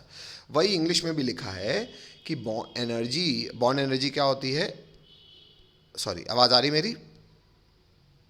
यस सर, आ रही है। हाँ, वही इंग्लिश में भी लिखा है बच्चों की एनर्जी, बॉन्ड एनर्जी क्या होती है? Energy is required to break a bond and energy is released when a bond is form. ये तो पहले जानकारी दे रहा है कि भाई अगर बॉन्ड तोड़ना है तो एनर्जी लगेगी और बॉन्ड बनेगा तो एनर्जी रिलीज होगी। आगे क्या कह रहा है? आगे कह रहा है कि बॉन्ड एंथैल्पी जो होती है ऑफ अ गिवन बॉन्ड, किसी पर्टिकुलर बॉन्ड की, is defined as average enthalpy required to dissociate the bond present in different gaseous compounds into free atoms or radicals in the gaseous state। जैसे कि English ज़्यादा है, बाकी बात समझ में आ ही रही होगी कि कोई भी मॉलिक्यूल में जितने भी प्रकार के एक जैसे बॉन्ड हो उनको हर अलग अलग स्टेप में तोड़ने में एनर्जी अलग लगेगी, वो सारी एनर्जी को जोड़ दो और एवरेज निकाल दो, वो कहलाती है बॉन्ड एंथैल्पी। हेलो, तकलीफ? No sir. ठीक है बेटा। जैसे कि एक और एग्जांपल दे रहा हूँ मैं, आपको भी लिखना है। जैसे मीथेन है, हमको पता है मीथेन में कितने C बॉन्ड H होते हैं? 4। देखो बेटा, मीथेन का पहला C बॉन्ड H तोड़ा तो एनर्जी 427 लगी। CH3 से एक और तोड़ा तो 439 लगी। CH2 से एक और तोड़ा तो 452 लगी और CH को फाइनली तोड़ा तो 347 लगी। तो ये सारी एनर्जीज़ को ऐड करा मैंने, तो जो टोटल एनर्जी आई वो क्या कहलाएगी? एंथैल्पी ऑफ एटमाइजेशन, जो कि आई 1665। हेलो, जोड़ लेना तो यही आएगी। तो बॉन्ड एंथैल्पी आपसे कोई पूछेगा क्या है? ये बच्चों माइनस नहीं होगा, प्लस ही होगा ना, एनर्जी लगी रही है। तो ये हो गई टोटल, देखना ऊपर चारों को जोड़ लेना, देखो एडिंग, तो ये क्या कहलाएगी, ये तो एटमाइजेशन है, तो बॉन्ड एंथैल्पी क्या होगी, अरे यार बटा 4 कर दो, तो देखो बटा 4 कर दिया एटमाइजेशन को, तो बॉन्ड एंथैल्पी आ गई। बात समझ में आती है?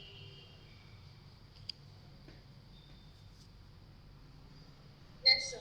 चलो बेटा, यहाँ अच्छा बॉन्ड जैसे बच्चों, एक अब ये याद रखने वाली बात है और ये बहुत अच्छा स्टैटिस्टिकल फॉर्मूला है बेटा।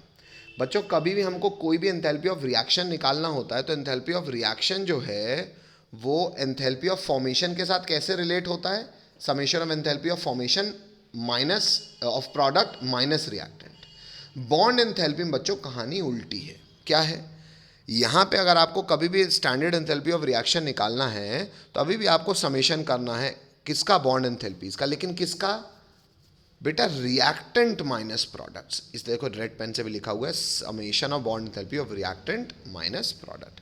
ये आप ज़रूर ध्यान रखिएगा, ये आपका फ़ायदा करेगा। ये स्टैटिस्टिकल फॉर्म है पर आपको ये डेफिनेशन, ये फॉर्मूला पता होना चाहिए।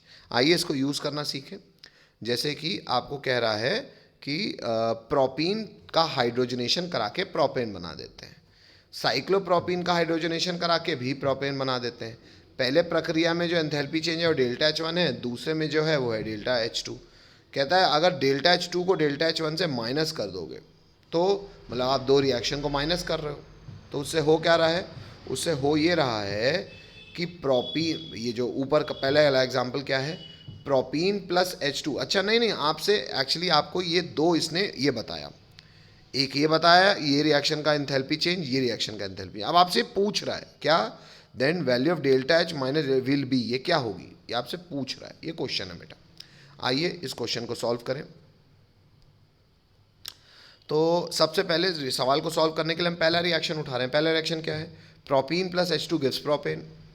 अब आपने क्या सीखा है, क्या बेटा, सर मीटिंग एंड होने वाली है। मैं एक बार फिर से मीटिंग आईडी भेज देता हूँ बेटा, फिर से आइए। हाँ बेटा, अब समझो ये सवाल समझ में आ गया था सबको। आइए देखो इसको अब सॉल्व कैसे करना है। तो हमको delta H2 minus delta H1 का वैल्यू निकालना है। आइए देखें कैसे निकाल पाएंगे हम ऊपर के स्टैटिस्टिकल फॉर्म का यूज़ कर रहे हैं। वो ये कहता है कि किसी भी रिएक्शन का एंथैल्पी चेंज, जैसे अगर इस रिएक्शन की बात करूं कि प्रोपीन प्रोपेन बना रहा है, इस रिएक्शन के अपन ने एंथैल्पी चेंज क्या दिया हुआ है आपको सवाल में, डेल्टा H1। तो डेल्टा H1 जो है वो किसके बराबर हो जाएगा, summation of bond enthalpy of reactant minus product. अब रिएक्टेंट की बॉन्ड एंथैल्पी कैसे देखेंगे, देखो बेटा यहाँ पे सबसे पहले देखो डेल्टा H बॉन्ड एंथैल्पी हम देख रहे हैं सी डबल बॉन्ड सी की। तो मुझे बताओ पूरे के पूरे रिएक्टेंट में कार्बन, डबल बॉन्डेड कार्बन कितने हैं, एक ही ना है, सी डबल बॉन्ड सी। तो ये हो गया कुछ नहीं है, मतलब 1 प्लस। अब ये बताओ यहाँ पे C single bond C reactant side कितने हैं, तो sir C single bond C भी एक ही है, ये वाला, तो ये इसलिए कुछ नहीं लिखा, मतलब 1 प्लस। अब ये बताओ यहाँ पे H बॉन्ड H कितने हैं, सर H बॉन्ड H भी एक ही है, कहाँ है ये, ठीक है, ये भी एक है, प्लस। और कोई बॉन्ड सर, हाँ बेटा सर C बॉन्ड H भी तो है, हाँ तो C बॉन्ड H कितने हैं खुद देख लो बेटा, सर C बॉन्ड H है ये 2, ये 3 और ये 3, तो 6 हो गए। तो देखो बच्चों C बॉन्ड H की बॉन्ड एंथैल्पी और उसको इनटू किया हुआ है 6 से, दिख रहा है, हेलो। तो ये सारा का सारा जब बॉन्ड एंथैल्पी को स्टोइशियोमेट्रिकली जोड़ लोगे तो ये हो जाएगा समेशन ऑफ बॉन्ड एंथैल्पी किसके, रिएक्टेंट साइड के। कोई दिक्कत, माइनस माइनस। अब समेशन ऑफ बॉन्ड एंथैल्पी किसकी देखनी है बच्चों अपने को, प्रोडक्ट्स की। तो आइए नीचे आ जाऊं, थोड़ा सा प्रोडक्ट्स की दिखाऊं। प्रोडक्ट में आपको हालांकि दिख भी रहा है, हम अरे बात प्रोडक्ट में प्रोपेन, एक बार मैं प्रोपेन आपके लिए अलग से बना देता हूँ। ये देखो ये था प्रोडक्ट हमारा, ये 3H3, ये 3H3 और ये H2। अब बताओ यहाँ पे बच्चों C बॉन्ड C कितने हैं, सर ये 1 और 2, तो देखो C बॉन्ड C की bond into 2। C bond H कितने हैं, 3, 3, 6 और 2 8, देखो 8 ये हो गए।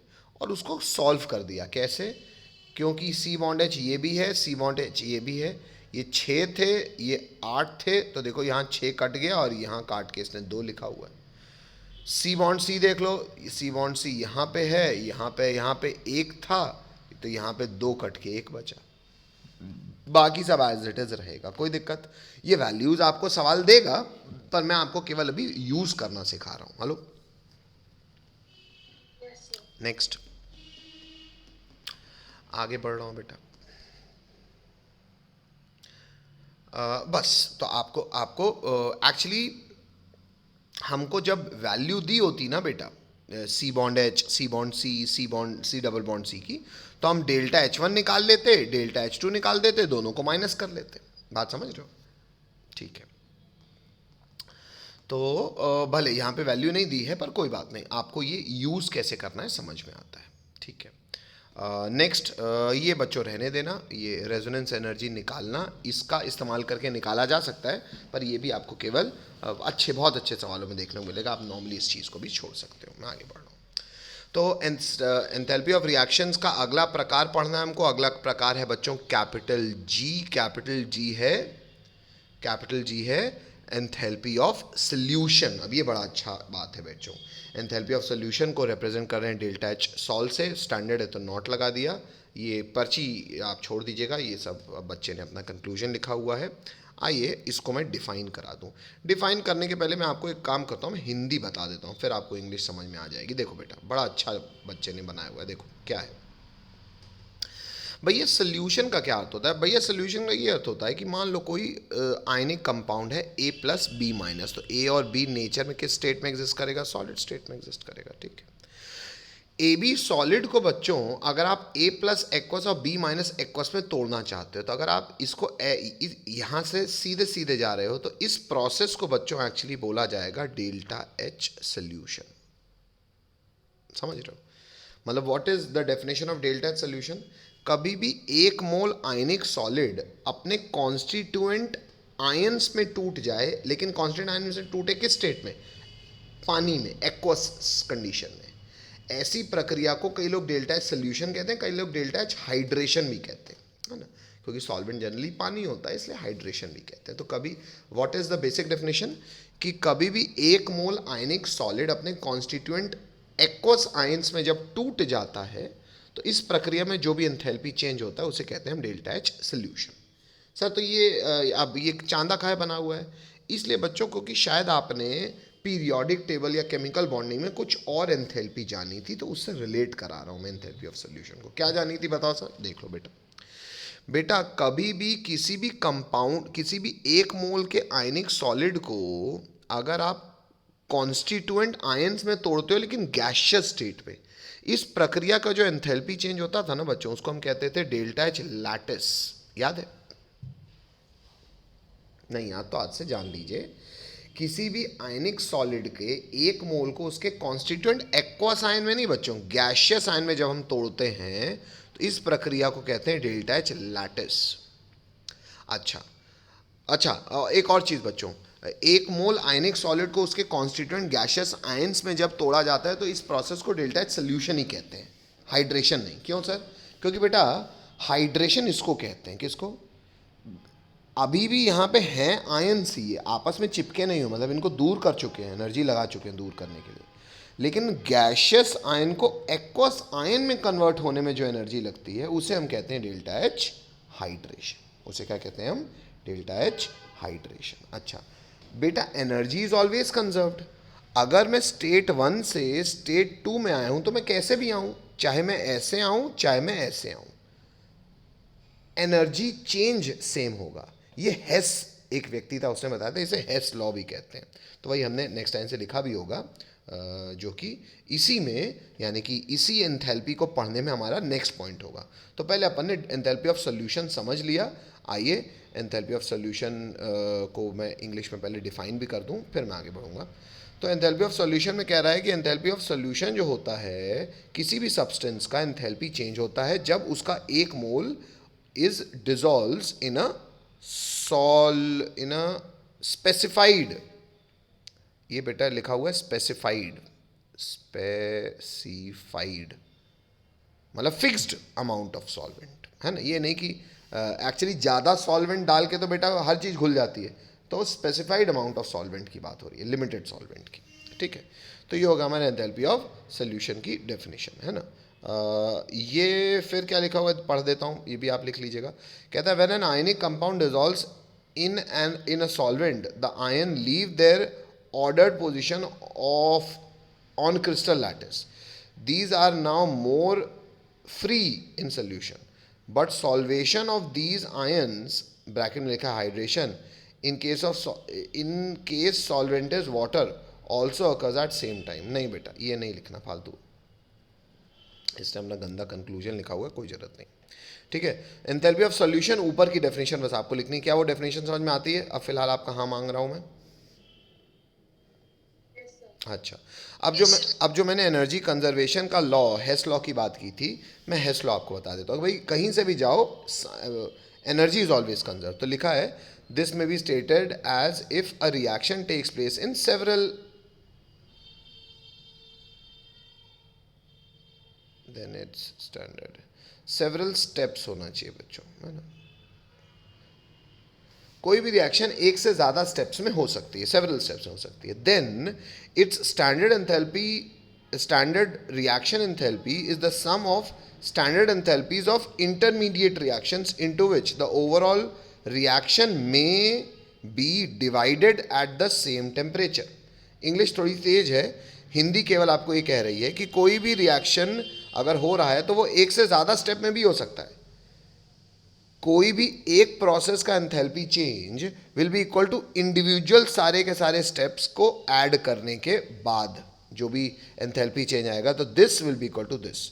मतलब सर बेटा इस प्रोसेस को आपने क्या कहा? इस प्रोसेस को आपने कहा डेल्टा एच सोल्यूशन, इस प्रोसेस को आपने क्या कहा? इसको आपने कहा डेल्टा एच लैटिस, और इस प्रोसेस को क्या कहा? Delta H hydration. तो हो क्या गया? Delta H solution is equal to delta H lattice plus delta H hydration, according to what law? According to Hess's law. कोई तकलीफ? Yes, sir. बस बच्चों ये फिर क्वेश्चन छोड़ दे रहा हूँ मैं, ये फिर वो एडवांस का सवाल है बच्चों, रहने दीजिएगा, छोड़ दीजिएगा, ये सब भी छोड़ रहा हूँ मैं। हाँ, यहाँ से फिर स्टार्ट होता है हमारी कहानी। क्या?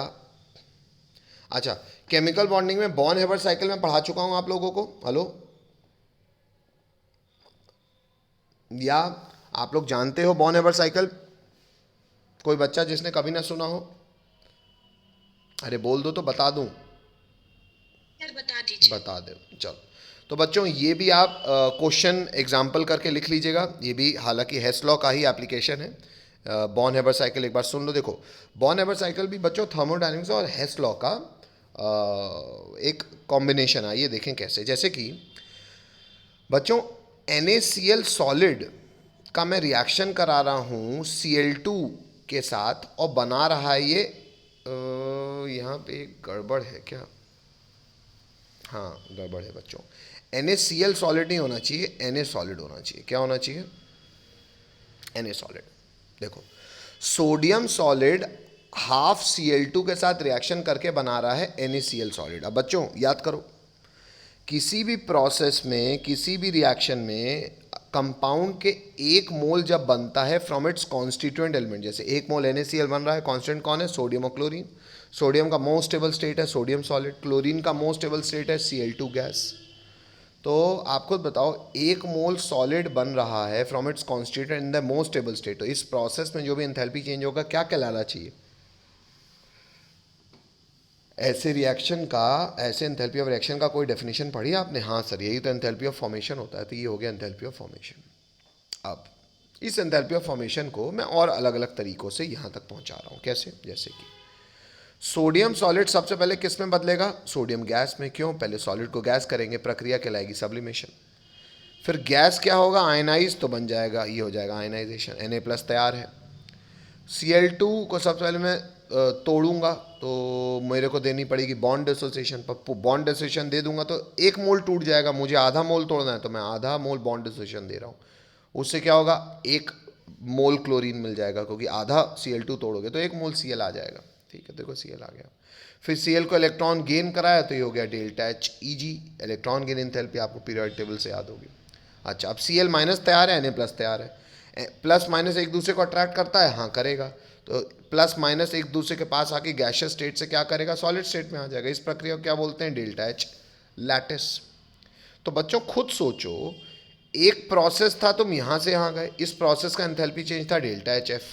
तो हेस लॉ से देखना, एक सेकंड रुकिएगा बच्चों, कर ले। तो भैया सीधे डेल्टा एच फॉर्मेशन, तो एलएचएस में आ गए डेल्टा एच फॉर्मेशन। अब आइए देखें, इस यहीं ए से, मतलब इस छोर से इस छोर में हम एक और तरीके से गए, कैसे, ऐसे। तो आइए इन सबको जोड़ दें। पहला प्रोसेस क्या है, सब्लिमेशन, देखो सब्लिमेशन, फिर आयनाइजेशन, ऐड कर दिया आयनाइजेशन, फिर बॉन्ड डिसोसिएशन लेकिन आधा, तो आधा बॉन्ड डिसोसिएशन, फिर इलेक्ट्रॉन गेन, तो इलेक्ट्रॉन गेन, फिर आखिरी लैटिस। तो ये सबको जोड़ देंगे तो आगे आखिरी लैटिस नहीं दिखाया हूँ ना, देखो लैटिस जोड़वाना दिखा दूँ, ये रहा लैटिस, है लास्ट में जुड़ा है लैटिस। Hello, yes sir. इस साइकिल को बोला जाता है बच्चों साइंस की भाषा में बॉर्न हेबर्स साइकिल, है ना। ये बॉर्न हेबर्स साइकिल का इस्तेमाल हम इसलिए करते हैं क्योंकि हमको अगर किसी भी सॉलिड का डेल्टा एच लैटिस निकालना होता है तो हम इसी प्रोसेस से निकालते हैं, क्योंकि ये सारे वैल्यूज़ तो हम एक्सपेरिमेंटली डिटरमाइन कर सकते हैं, लेकिन delta H lattice actually experimentally determine नहीं हो पाता, तो उसको एक्सपेरिमेंटली निकालने का तरीका यही बॉर्न हेबर साइकिल है। ठीक है, आगे बढ़ रहा हूँ मैं। नेक्स्ट बच्चों, थर्मोडायनेमिक्स में आगे बढ़ रहे हैं हम। अगला, और ये एक्चुअली ऐसा हिस्सा है जो केमिस्ट्री में बहुत ज़्यादा पूछा जाता है, थर्मोकेमिस्ट्री पूछा जाता है, और फिर ये विच इज़ स्पॉन्टैनिटी।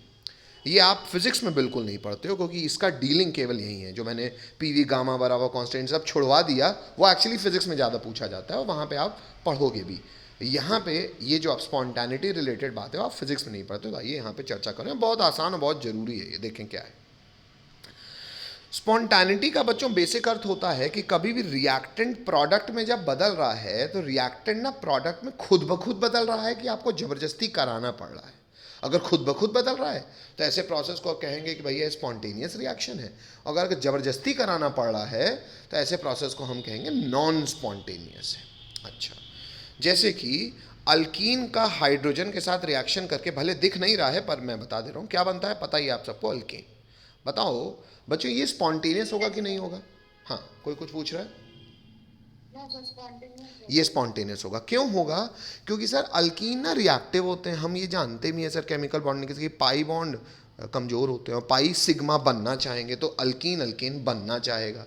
तो बच्चों सच्चाई यही है कि ये रिएक्शन स्पॉन्टेनियस होता है। अच्छा, कई लोगों को ना शुरुआत में जब ये स्पॉन्टेनिटी पे काम हुआ तो लोगों को भ्रम हो गया। भ्रम क्या हुआ, देखो समझो बच्चों, अल्कीन हमें पता है ज़्यादा रिएक्टिव है, ज़्यादा रिएक्टिव है मतलब कम स्टेबल है, पता है ना सबको ये। अल्कीन जो है ये मोर रिएक्टिव है, मोर रिएक्टिव मतलब लेस स्टेबल। अल्केन जो है बच्चों वो बिल्कुल भी लीस्ट रिएक्टिव है। आपने हाइड्रोकार्बन पढ़ा भी, हम जानते हैं लीस्ट रिएक्टिव, छोड़ो इसको पैराफिन बोलते हैं। पैराफिन है मतलब लीस्ट रिएक्टिव, लीस्ट रिएक्टिव मतलब मोस्ट स्टेबल है। Hello, yes sir. अच्छा बेटा, अगर कोई चीज लेस स्टेबल है मतलब उसकी एनर्जी क्या होगी?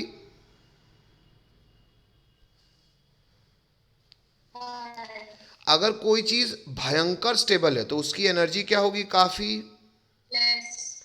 अच्छा, energy can not be created nor it can be destroyed. तो बच्चों अगर यहां एनर्जी हाई थी, मान लो 100 रुपए थी, हेलो,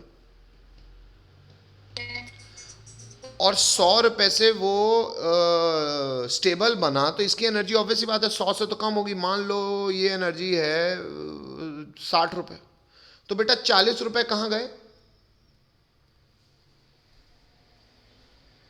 रिलीज हुए होंगे, एक्सोथर्मिक होगा। Hello, yes sir. तो लोगों को ना शुरुआत में भ्रम ऐसा हुआ कि एक्चुअली हर वो रिएक्शन स्पॉन्टेनियस होगा जो एक्सोथर्मिक होगा। मेरी बात समझ रहे हो? ये सोच की शुरुआत कहां से हुई? Hello,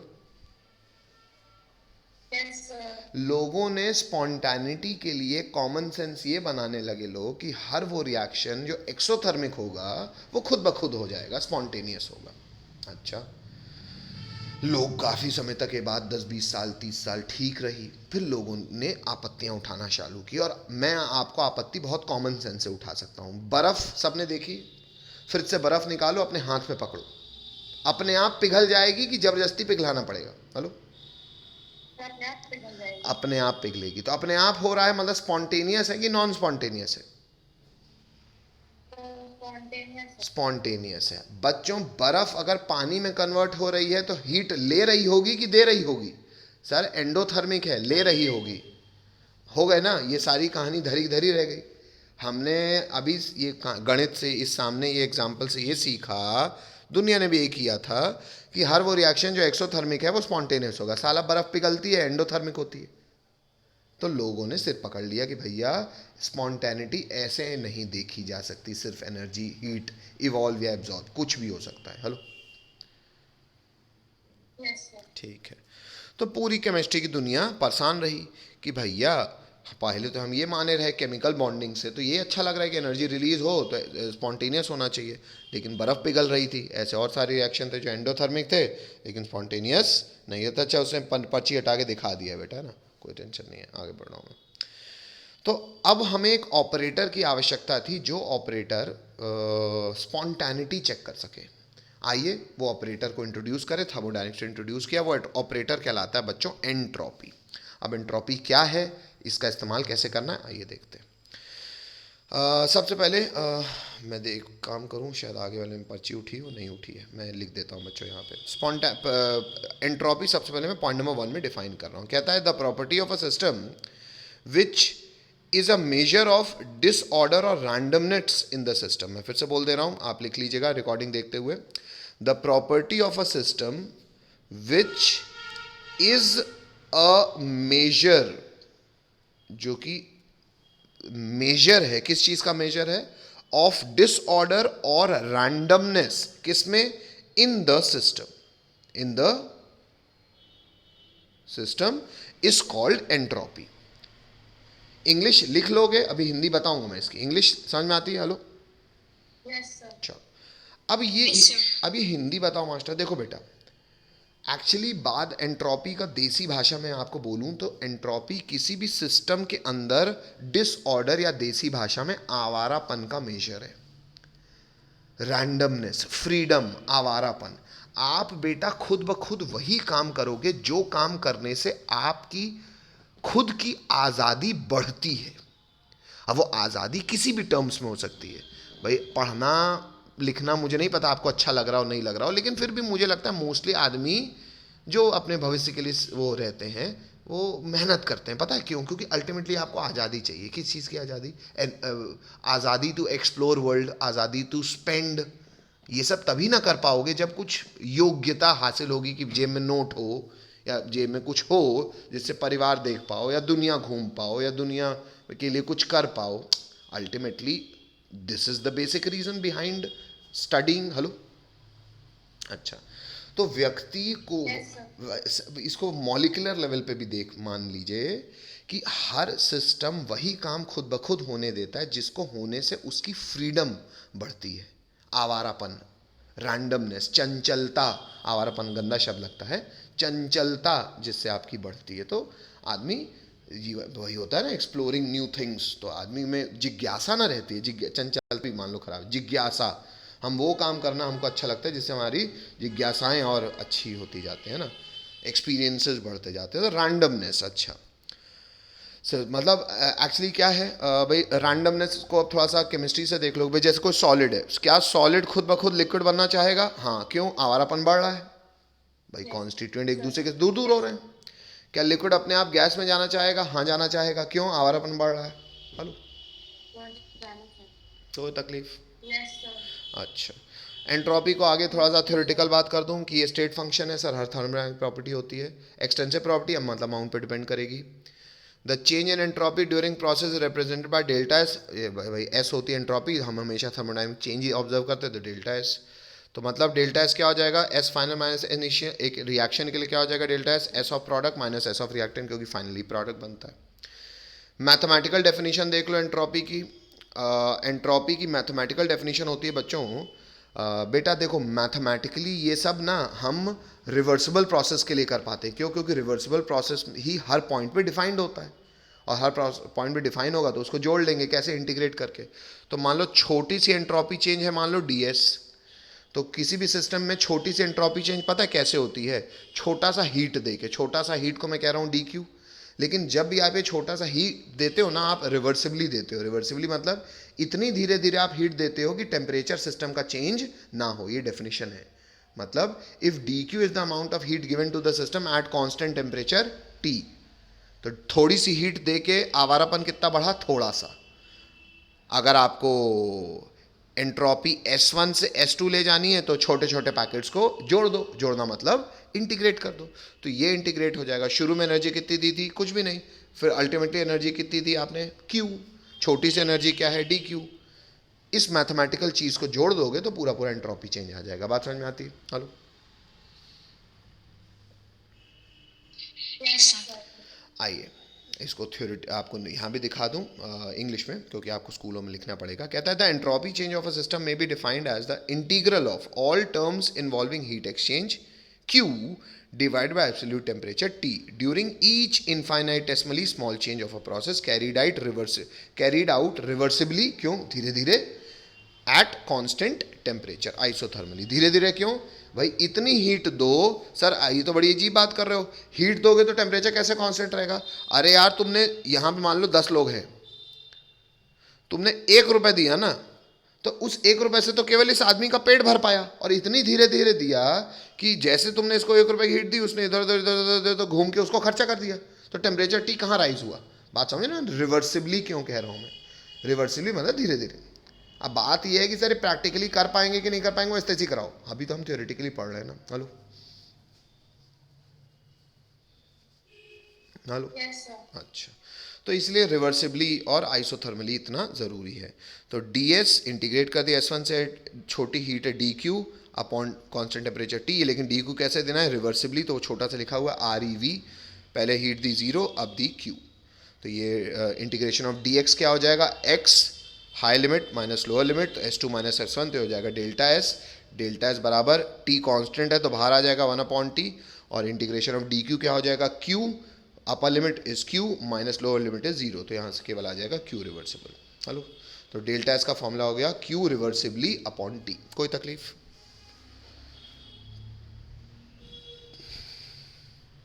No, sir.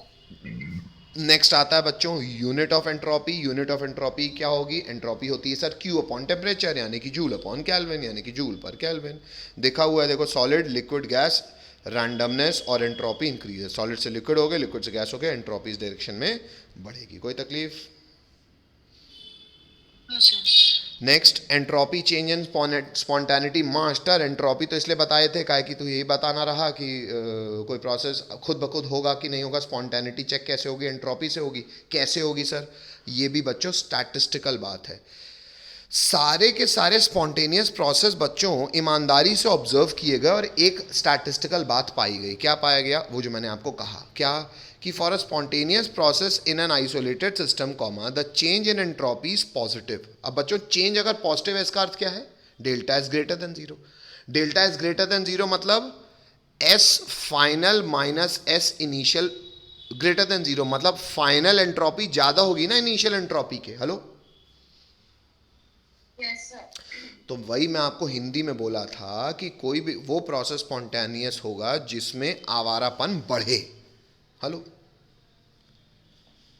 अब Yes, sir. इसको थोड़ा सा और मैथमेटिकली फॉर्मुलेट कर दे रहा हूं मैं कह रहा हूं टोटल एंट्रोपी चेंज, अगर मैं डेल्टा एस टोटल कहता हूं तो टोटल एंट्रोपी चेंज क्या हो जाएगा बेटा? टोटल हमेशा होता है सिस्टम प्लस सराउंडिंग, तो entropy of system plus entropy of surrounding, surrounding को ये SUN लिखा है। अच्छा, अगर प्रोसेस स्पॉन्टेनियस है तो बच्चों क्या बढ़ना चाहिए?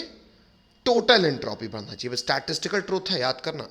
तो कभी भी प्रोसेस अगर स्पॉन्टेनियस है तो क्या होना चाहिए? Delta S total must be positive. Hello, और डेल्टा एस टोटल क्या होता है बच्चों? सिस्टम प्लस सराउंडिंग का समेशन। ये क्या होना चाहिए? Greater than 0। तो वही कह रहा है delta S total is also termed as, अच्छा ये एक्स्ट्रा जानकारी दे रहा है कि कई बार टोटल को लोग यूनिवर्स भी कह देते हैं। हेलो, तो फॉर अ स्पॉन्टेनियस प्रोसेस आज से स्पॉन्टेनिटी की कंडीशन क्या है बच्चों?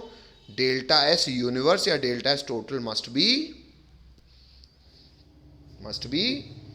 Greater than 0. हाँ। अब लोगों को यहीं से फिर से दिक्कत आ गई, पता है क्यों? लोगों ने कहा देखो यार, हमको स्पॉन्टेनियस, किसकी स्पॉन्टेनिटी चेक करनी है, सिस्टम की सराउंडिंग की? सिस्टम की। सिस्टम। लेकिन अगर तुम टोटल एंट्रोपी निकलवाओगे तो हमको तो सराउंडिंग में निकालना पड़ जाएगा, तो हमको अच्छा नहीं लग रहा। हमने तुम्हारे से सिस्टम की स्पॉन्टेनिटी पूछी और तुम हमको सराउंडिंग भी कैलकुलेट करवा रहे हो, तो नहीं नहीं नहीं नहीं। तो थर्मोडायनेमिक्स का, अच्छा रुक जाओ, हम तुमको एक ऐसा थर्मोडायनेमिक ऑपरेटर देखते हैं। अब खुद बताओ, स्पॉन्टेनिटी कौन कौन चेक करने के लिए रिस्पॉन्सिबल है?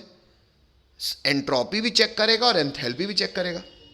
तो कोई ऐसा ऑपरेटर बनाओ जो एंट्रोपी और एंथैल्पी को एक साथ ले आए।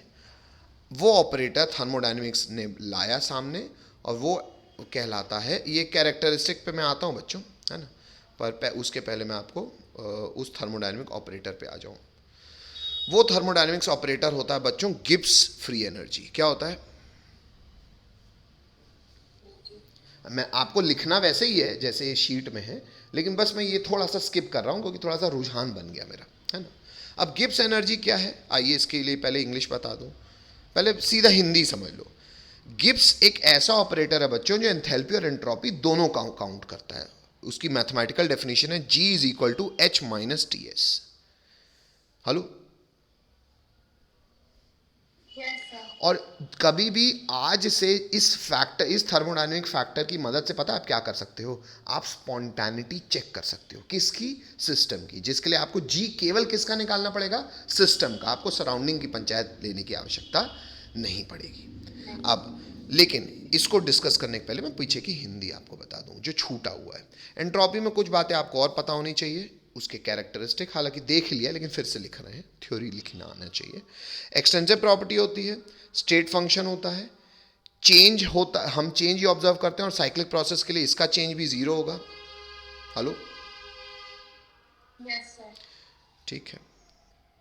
रिवर्सिबल प्रोसेस के लिए डेल्टा एस यूनिवर्स जो है वो जीरो होगा, क्योंकि रिवर्सिबल है ना, जितना काम आगे होगा सिस्टम सराउंडिंग कर उतना सराउंडिंग सिस्टम पे भी कर देगा, तो डेल्टा एस टोटल जीरो होगा।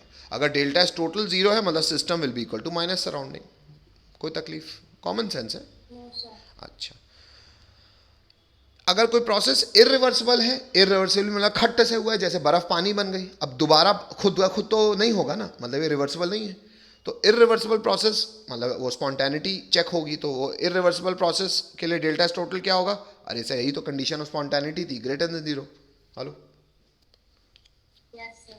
वही कह रहा है, this means that in universe there is increase in entropy of universe. ये कहता है कि यूनिवर्स की भी आवारापन बढ़ ही रहा है, क्योंकि हर काम जो खुद ब खुद हो रहे हैं वो सिस्टम की एंट्रोपी को बढ़ा ही रहे हैं। ठीक है। यहाँ से आता है बच्चों सेकेंड लॉ ऑफ थर्मोडायनेमिक्स, और second law of thermodynamics actually केवल स्पॉन्टेनिटी ही चेक कर रहा है, तो सेकेंड लॉ में आपको बता देता हूँ, उसको स्लॉट भी कहते हैं। कहता है ये लॉ क्या है, second law of thermodynamics tells us whether a given process can occur spontaneously and to what extent. Thermodynamics का जो सेकेंड लॉ है वो हमको ये मदद करता है कि कोई प्रक्रिया खुद ब खुद होगी कि नहीं, मतलब स्पॉन्टेनिटी चेक करता है, और अगर होगी तो कितनी शिद्दत से होगी। ये सेकेंड लॉ का काम है, ये सेकेंड लॉ का स्टेटमेंट है। ठीक है।